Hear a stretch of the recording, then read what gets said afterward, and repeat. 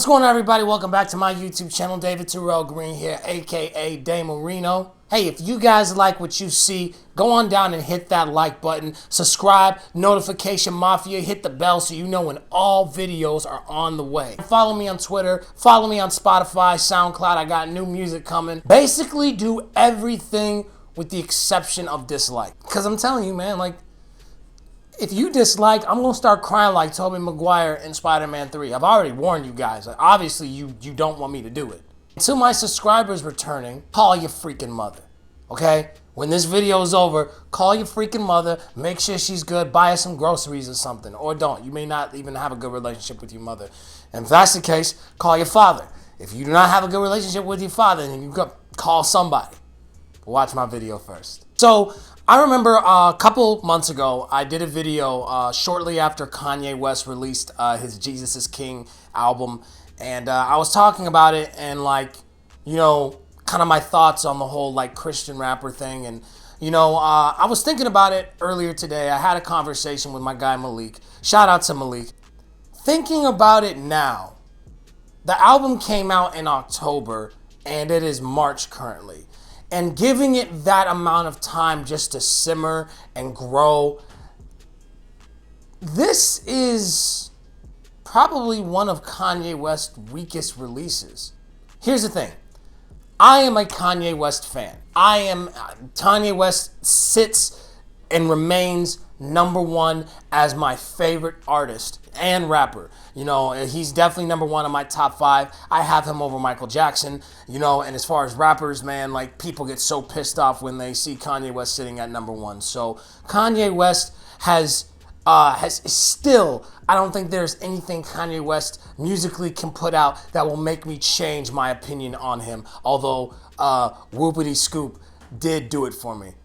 This album was very, very mediocre. And it's not because he wanted to add Christian elements. Let's just take that off the equation. The problem is, number one, inconsistency.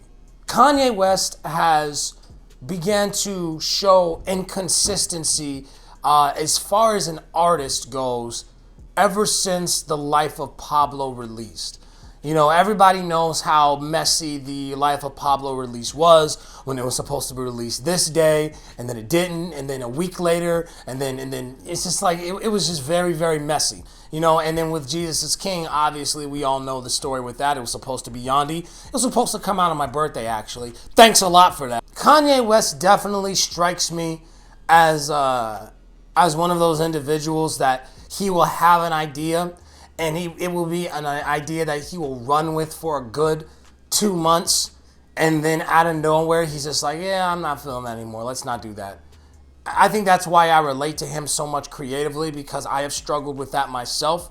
I mean, a lot of people who follow me on Instagram and Twitter would know that I have talked about, like, for example, my movie Clean Mud, Dirty Water. I've talked about that joint for quite some time, but I think the difference between Kanye West and myself is Kanye has the wherewithals to put that stuff out whenever he wants to. Whereas for me, you know, being still like, you know, having a day job and doing other things and having to pay out of pocket myself, things move a little bit slower than normal. So Kanye West, let's say an album comes out, let's say on Friday, and then gives no update whatsoever. And he's like, yeah, by the way, it'll be out next week. Stuff like that, to me, kills the excitement for that album, you know, for any type of project. You know, he's done that for the last few projects. The other issue with it is just the mediocre music. You know, just thinking about it, like, Kanye West had a lot of songs that were supposed to be on Yandi that leaked online. And, you know, a lot of us probably have heard them. And some of them were, you know, throwaways, you know, that are now on Jesus is King. You know, you have Everything We Need, we have Selah, and we have Use This Gospel. All of those songs are good, but when you listen to the leaked version, they are so much better. And I don't want to say it's because he put in Christian elements. I don't want to say that. You can be a person of faith and still put out really good music. First person that comes to mind, I can name you Andy Mineo. The first person that can come out to my mind. Outside of that, you have No Big Deal, you have Lecrae, 1K Few. You have a lot of people who bring great elements to the table. So scratching being a person of faith off the table of why that music was mediocre, I don't think Kanye West really took an opportunity to actually try and find new sounds and new elements and new things like that. Maybe it has something to do with him doing the Sunday services every single week.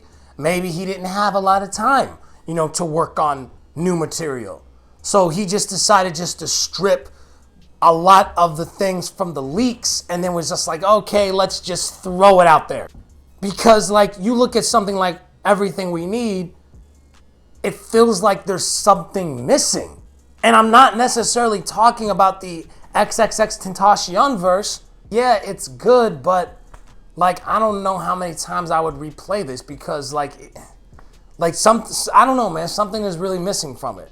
If you listen to Use This Gospel and the original hook for it, Law of Attraction, the hook is so much better.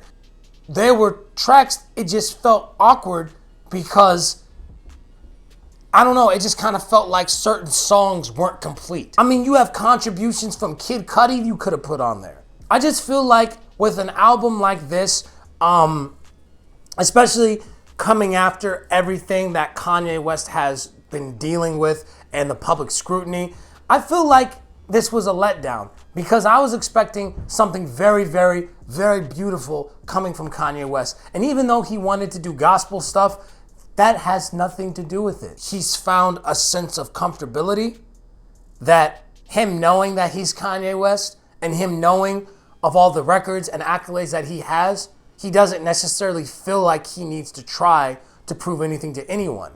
And that kind of is annoying with a lot of artists. You see a lot of artists struggle with stuff like that, where they make it, and because they make it, now they don't feel like they have to try as hard when they were hungry. To me, I feel like how you got it is how you're gonna keep it. Thinking about it is just yes, I'm happy that Kanye West is growing and developing as a human being and is growing his faith. I'm all for it. So, I don't know, man. I just thinking about it, it's just kind of all in all, man, this is probably one of Kanye West's weakest releases, next to Ye. And I think Kids See Ghosts was amazing. I think that you could have added songs from Kids See Ghosts onto Jesus is King. You know what I'm saying? I think that's how amazing it is.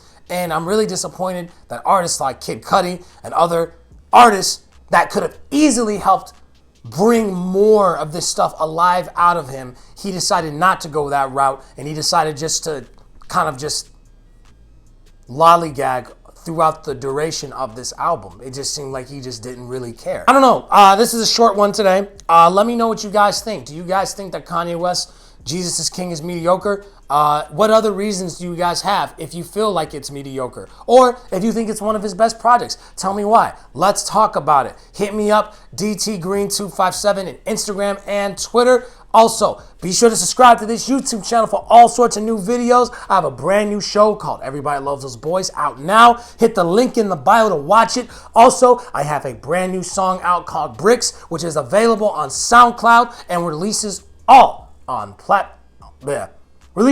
platforms on April 17th. I was running out of breath. Go on down to that subscribe button and hit it for me one time. Hit it for me two times. Hit it for me three times. Let's go.